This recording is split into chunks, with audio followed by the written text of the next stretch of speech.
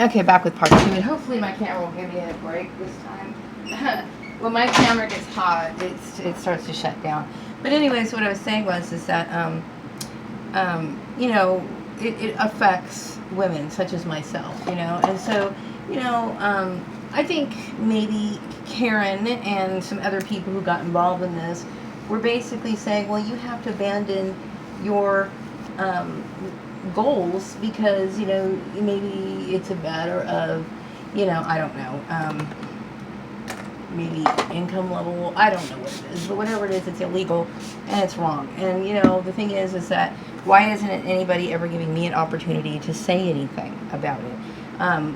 This sort of thing it is illegal, and I'm very frustrated with this whole issue because I'm sitting here wondering what's happening, what's going to happen to me, how am I going to survive, what's going on, and then of course you're dealing with the issue, the element of the whole silent treatment, so you have no idea.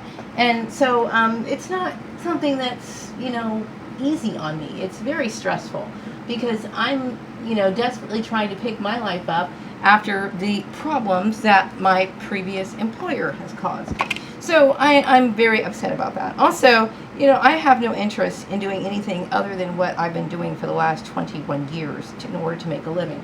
If I was to try to start a new kind of career path, then I wouldn't have the chance of having any sort of stability because I would be basically considered somebody who's coming into their field at entry level.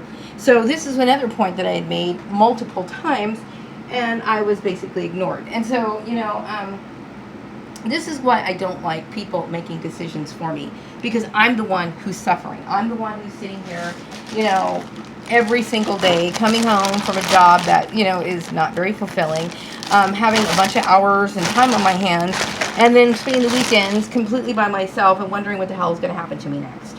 You know, and some people think, well, and they constantly tell themselves these lies like, oh, she's going to be okay. She's doing it right. No, I'm not doing okay. I'm not doing okay. I'm not. Okay?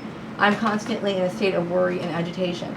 And, you know, the thing is that, you know, I would do anything to just find a stable job so I can settle in and not have to worry about this anymore because I'm really beyond tired of it. I get annoyed with the stupid testing issues because, you know, I've been working in accounting for 21 years, and I remember going to a job interview. I think this was sometime, I'm trying to get some stuff down here in my bedroom. I remember going to this job interview, I think it was 2015, maybe, somewhere around there. And this lady who was interviewing me, she was trying to tell me that she got into her job right out of high school.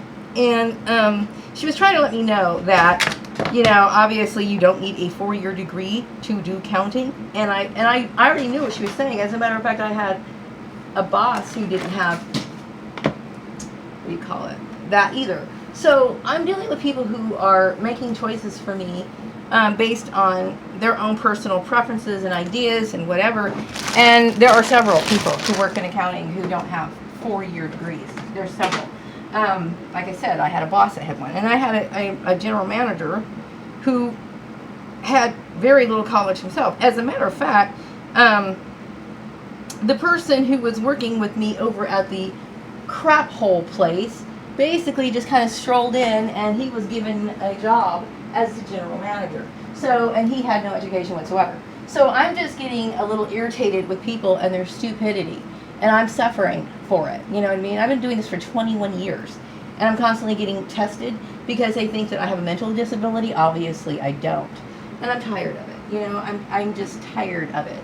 I'm not mad at the keep going. I'm angry at the employers who got involved in this and the problems that it causes. Like, you know, it causes people to be in a vicious cycle of abuse because, you know, you got these stupid employers that think it's funny and they want to do this stuff and they want to mess with you. I don't have time for it.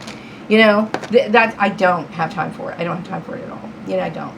I mean, you know, I'm sitting here suffering, worrying about what's going to happen to me 10 years from now because of all this. These people have thrown me so far out of everything that I know that I'm upset, you know? And then of course they lie to themselves like, oh, she's doing fine, she's doing okay. I'm not doing okay. I'm not doing okay. Okay, I'm not. What else did I want to add to this video? So you get taken advantage of a lot, you know, because people are taking you for granted. They think it's okay, you know, to put you in a situation. Oh, she's doing fine. What makes you think I'm doing fine when I'm hardly sleeping? I'm worried all the time. And people are thinking, well, you're just worried about the cute guy and your relationship with him. Okay, first of all, yes, I would love for the cute guy to make his way over here, okay? But some people are putting more emphasis on the cute guy issue than my issue of not being able to take care of myself. That is a huge issue, okay? And it's one that terrifies me half to death, especially in my situation and dealing with the harassment issues and all this other stuff. So no, I do think about the cute guy, but please understand, you know, when you're sitting here wondering, you're already an older woman. I'm an older woman. I am an older woman. And, you know, you're being uprooted from things that you know and that you know you have every right to do, and you're constantly worried about your financial situation. I am worried about my financial situation. Yes, I do think about the cute guy. Cute guy is to me, is when I need to step back and not think about all this. And sadly, these issues are intertwined, and I'm sorry that they are. Because I would prefer to keep cute guy as far away from work issues as I possibly can. Why? Because people like Karen and all these other people, I want nothing to do with. I don't want anything to do with them. I don't. They're a constant source of stress for me, and Karen took a stepped way out of line by doing what she did. And this is what a lot of women, I would call female bosses, do this to their previous subordinates or their current subordinates. They like to mess with women, you know, the other women. And it's probably a competition that they create in their mind or whatever. But Karen had no right to be involved in this in the first place. So I need her to pick up her bullshit. You know, I need to get a job. And I'm like, you know, I'm willing to, you know, go outside of the town that I'm living in and relocate as long as it's within a reasonable a location. And, you know, because, and people, they don't understand that. Some people are just, well, you know, I'll just go ahead and get a job at Walmart. Why should I be beaten out of everything that I've tried hard for? Why should I be sitting here dealing with their bullshit and these people just completely, you know, destroy everything that I ever cared about? And I'm supposed to be okay with it? I'm not okay with it. You know, and no, I don't have to sit here and abandon my future goals so I can be with the cute guy. That is against the law. You can't sit there and make those kind of ultimatums. You know, legally you have the right to be with whoever you want to. Okay, and really, if it's contingent upon my relationship with him, I will tell you that, you know, because nothing's formalized yet and everybody's making the decisions for me, I feel a little dehumanized.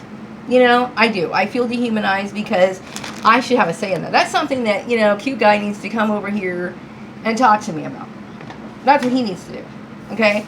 It's not for the employer or the community or Karen Johnson, of all people, to sit here and talk and think about. It's not. You know, and it annoys me. It really does. It really, really does. So anyway, I'm getting ready for bed, and I'm trying to kind of straighten out my bedroom. It's kind of a mess. I kind of made a mess in here earlier. Just kind of experimenting with different colors. I want to do stuff with my bedroom. Don't really have the money to do it, obviously, but mainly my financial issues right now are related to my vehicle. You know, I could deal with a crappy vehicle, okay, but I need to be able to have some money so that, you know, if something happens to my car, I can fix it. You know, like right now I need some repairs. I would consider these repairs pretty, they're not major, but still, I should be able to, you know, have that money. I shouldn't be eking out this sort of, you know, there is no justification for this. And I'm upset.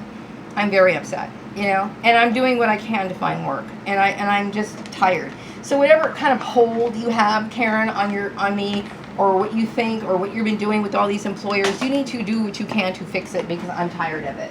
I shouldn't have to suffer with it. And the reason why lawsuits are generally ideal in this sort of situation is because of what it causes. It causes a vicious cycle of harassment.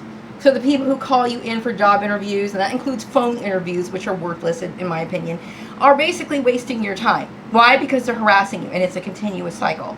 So you created this issue, so fix it. And like I said before in my gossip video, once you throw out that feather, all those feathers, it's very hard to pick them up. Okay? But that's the reason why lost people get sued for this kind of stuff. Because it's a very serious issue. And not only that, it causes, you know, a lot of financial strife on the person who's the victim of it, as well as psychological problems. You know what I mean? Don't sit here and say, oh, well, she needs to really rest because she's having psycho.